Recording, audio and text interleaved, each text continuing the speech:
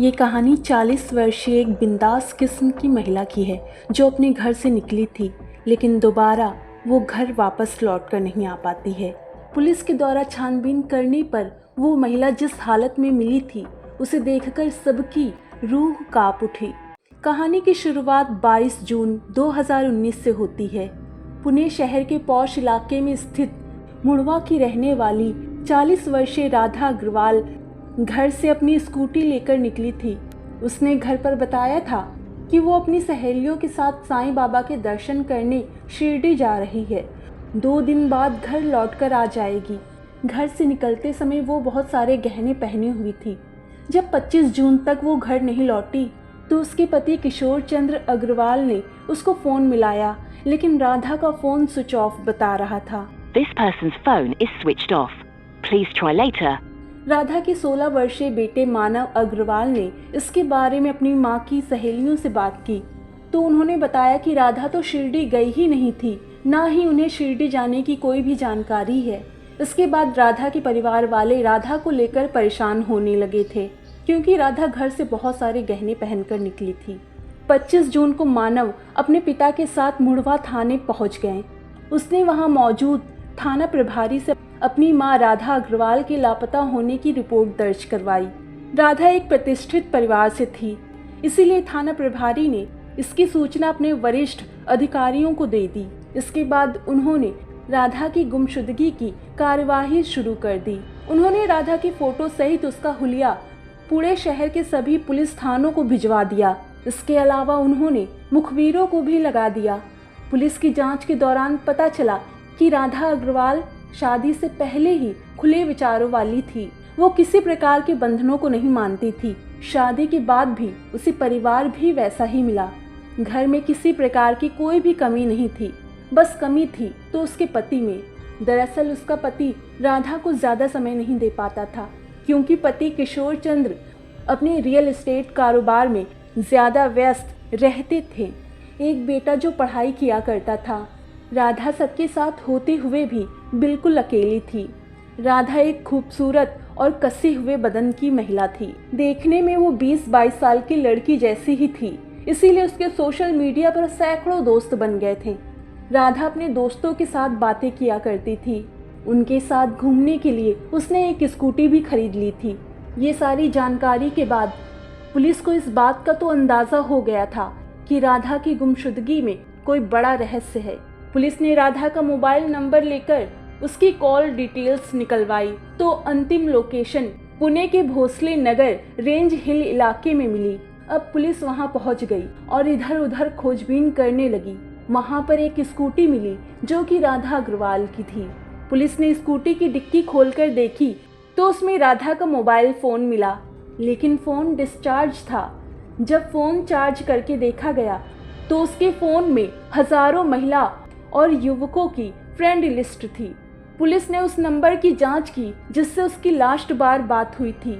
वो नंबर आनंद निगम का था, जो कर्नाटक का रहने वाला था। पुलिस आनंद की खोज करते हुए उस तक पहुंच गई और उसको हिरासत में लेकर पुणे वापस लौट आई।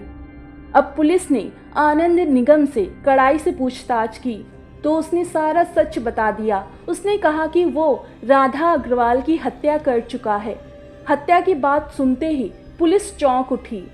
पुलिस ने आनंद से राधा की लाश के बारे में पूछा तो उसने बताया कि लाश ताम्हिनी के वर्षा घाट के जंगलों में है। हत्या करने के बाद वो उसके सभी गहने और पैसे लेकर भाग गया। पुलिस ने किसी भी तरह से राधा की डेड बॉडी बरामद कर ली, लेकिन राधा की डेड बॉडी को जंगली जानवर खा चुके थे। बस कंकाल ही बचा था, जो कि पुलिस ने पोस्टमार्टम के लिए भेज दिया। पुलिस आनंद से पूछती है कि उसने राधा की हत्या क्यों की। आनंद अपनी पूरी कहानी सुनाता है। 31 वर्षीय आनंद निगम मूल रूप से कर्नाटक का रहने वाला था। उसके पिता का नाम शिवाजी निगम था। परिवार में उसके माता पिता के अलावा एक छोटी बहन थी। परिवार की स्थिति साधारण थी। जब उसके पिता का निधन हो गया तो घर की जिम्मेदारी आनंद पर आ गई। वो रोजी रोटी की तलाश में परिवार के साथ पुणे आ गया और वहाँ की वृंदावन कॉलोनी में ताबगीर नगर में रहने लगा। पुणे में रहते हुए उसकी माँ ने एक दूसरे आदमी का हाथ पकड़ लिया था। बहन जवान हुई तो उसने भी लव मैरिज कर ली। इसके बाद आनंद ने अंतरजातीय विवाह कर लिया और अपना घर बसा लिया। समय गुजरता गया और वो 2 बच्चों का बाप बन गया। अपनी रोजी रोटी के लिए उसने एक पुरानी कार ले ली और लोगों को कार चलाना सिखाने लगा। उसके पास ड्राइविंग सीखने के लिए ज़्यादातर महिलाएं ही आती थी। व्यवहार कुशल होने के नाते अधिकतर महिलाएं उसके प्रभाव में आ जाती थी, जो कि उसकी दोस्त बन जाती थी। वो उनसे फेसबुक, व्हाट्सएप के माध्यम से चैटिंग किया करता था, जिसका असर उसके व्यवसाय पर पड़ने लगा था। ये बात जब उसकी पत्नी को मालूम हुई तो उसने उसे आड़े हाथों ले लिया। विवाद इतना बढ़ा कि उसने अपना कार ड्राइविंग का धंधा बंद करना पड़ा। इसके बाद उसे परिवार चलाने के लिए कोई काम तो करना ही था। उसने अपने जान पहचान वालों और दोस्तों से ब्याज पर पैसे लेकर भोसले नगर के रेंज हिल इलाके में एक टी स्टॉल शुरू कर दिया। स्टॉल पर वो बीड़ी सिगरेट भी बेचता था। इस काम में उसकी माँ भी मदद किया करती थी। पूरा दिन खपाने के बाद भी इस काम में कोई खास आमदनी नहीं हो पा रही थी। घर का खर्च भी बड़ी ही मुश्किल से चलता था। ऐसे में उसे कर्ज उतारना भी मुश्किल हो गया था। नतीजा ये हुआ कि उसका कर्ज बढ़ते बढ़ते 2 लाख के करीब पहुंच गया। वो इस चिंता में रहता था कि कर्ज कैसे उतारे। आनंद सोशल साइट पर एक्टिव रहता था। एक दिन उसने फेसबुक पर राधा अग्रवाल का प्रोफाइल देखा तो उस पर मोहित हो गया। उसने बिना देर किए फ्रेंड रिक्वेस्ट भेज दी। राधा अग्रवाल ने भी आनंद निगम का फोटो देखते ही उसकी फ्रेंड रिक्वेस्ट स्वीकार कर ली। हालांकि राधा अग्रवाल और आनंद निगम की उम्र में काफ़ी अंतर था। राधा अग्रवाल आनंद निगम से करीब 10 साल बड़ी थी, लेकिन दोनों को इससे कोई फर्क नहीं पड़ा। कुछ ही दिनों की चैटिंग के दौरान दोनों में गहरी दोस्ती हो गई और धीरे धीरे वे एक दूसरे के करीब आने लगे। राधा अग्रवाल के पास पैसों की कमी नहीं थी। खर्च करने के लिए उसके पास पैसा ही पैसा था, जबकि कहीं आने जाने के लिए स्कूटी भी थी। वो आनंद के संपर्क में आकर कुछ इस प्रकार फिसली कि अपनी मर्यादा की लक्ष्मण रेखाओं को भी लांघ गई। जब भी मौका मिलता दोनों पुणे शहर के किसी होटल में जाकर मौज मस्ती कर लेते थे। समय अपनी गति चल रहा था। राधा अग्रवाल अब पूरी तरह से आनंद पर आंख मूंद कर भरोसा करने लगी थी। आनंद उससे जो भी कहता था वो उसे तहे दिल से स्वीकार करती थी। आनंद को जब इस बात का पूरा यकीन हो गया कि राधा पूरी तरह से उसकी दीवानी है, तो उसने अपने ऊपर चढ़े कर्जे को उतारने के लिए एक खतरनाक योजना तैयार कर ली। वैसे तो राधा अग्रवाल 1-2 लाख रुपए उसे ऐसे ही दे देती थी, लेकिन आनंद अपने ऊपर किसी प्रकार का बोझ नहीं रखना चाहता था। इससे रिश्ता खराब होने पर राधा भी उससे अपना पैसा मांग सकती थी। ये सब सोचकर वो सिर्फ अपनी योजना पर ध्यान देने लगा। योजना को अंजाम देने के लिए एक दिन उसने राधा से कहा, राधा तुम इतनी खूबसूरत हो कि अगर किसी मैगजीन में तुम्हारे फोटो भेजे जाएं तो वो कवर पेज पर छप सकते हैं। ये सुनकर खुश होते हुए राधा बोली, सच? हाँ, क्या तुमने कभी अपने फोटोजेनिक चेहरे को कभी गौर से नहीं देखा? आनंद बोला, देखो मैं चाहता हूँ कि किसी नेचुरल जगह पर तुम्हारा फोटो शूट करके फोटो मैगजीन में भेज दिया जाए। ठीक है, मैं इसके लिए तैयार हूँ, राधा बोली। तो ठीक है, तुम कल अपने सारे गहने पहन कर आ जाओ, हम पुणे में कहीं दूर चलेंगे। राधा उस पर आंख मूंद कर भरोसा करती थी, इसीलिए 22 जून की सुबह उसने अपने सारे गहने पहनकर घर से निकली। घर वालों से उसने कहा कि वो अपनी सहेलियों के साथ स्कूटी से साईं बाबा के दर्शन करने शिरडी जा रही है, 2 दिन में लौट कर आएगी। इसके बाद वो स्कूटी लेकर आनंद के द्वारा बताई गई जगह पर पहुंच गई।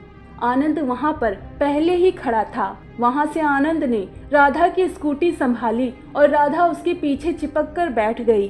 दोनों आपस में हंसी मजाक करते हुए कब पुणे से 80 किलोमीटर दूर निकल गए पता ही नहीं चला। अब जब पता चला तो वो ताम्हिनी के वर्षा घाट के जंगलों में पहुंच गए। आनंद को अपनी योजना के अनुसार वो जगह उपयुक्त लगी। उसने स्कूटी एक तरफ खड़ी कर दी। इसके बाद उसने राधा से फोटो सेशन के लिए तैयार होने को कहा। राधा अग्रवाल खुशी खुशी अपना फोटो सेशन कराने के लिए तैयार हो गई।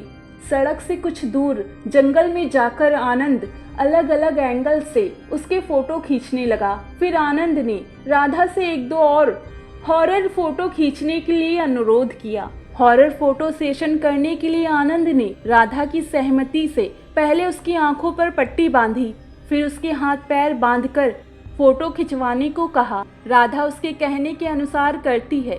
हाथ पैर बांधने के बाद आनंद ने उसके सारे गहने उतारकर अपने पास रख लिए। इसके बाद उसने साथ छिपाकर लाए गए तेज धारदार चाकू से राधा अग्रवाल का गला रेत दिया। राधा अग्रवाल की हत्या करने के बाद उसने उसका मोबाइल स्कूटी की डिक्की में रख दिया। उसके हैंडबैग से नोटों से भरा पर्स निकाल लिया और स्कूटी लेकर पुणे की तरफ लौट पड़ा। ताम्हिणी वर्षा घाट से कुछ ही दूर आनंद ने हैंडबैग से सारे पैसे निकालने के बाद उसने उस बैग को वहीं पर फेंक दिया। इसके बाद वो घोरपेड़ फाटक पर आकर एक पान की दुकान पर रुका। वहाँ पर उसने एक सिगरेट पी। वहाँ से आनंद अपने घर न जाकर सीधे अपनी टी स्टॉल पर पहुँचा। उस समय रात का करीब 1 बजा था। चारों तरफ सन्नाटा था। उसने राधा की स्कूटी अपनी टी स्टॉल के पीछे खड़ी कर चाकू टी स्टॉल के अंदर छिपा दिया। फिर वो निश्चिंत होकर अपने घर चला गया। 2 दिन निकल जाने के बाद राधा अग्रवाल के लूटे गए गहनों में से 7 तोले वो सोने के गहनों को अपने एक रिश्तेदार के यहाँ छिपाकर आ गया। बाकी बचे गहनों को वो ज्वेलर्स के यहाँ बेचकर अपना कर्ज उतार चुका था। इतना करने के बाद वो पुणे शहर को छोड़कर कर्नाटक में अपने गांव निकल गया। आनंद निगम से विस्तार से पूछताछ करने के बाद पुलिस ने उसकी निशानदेही पर हत्या में इस्तेमाल चाकू और राधा अग्रवाल के गहने बरामद कर लिए। इसके बाद आनंद को गिरफ्तार कर लिया जाता है।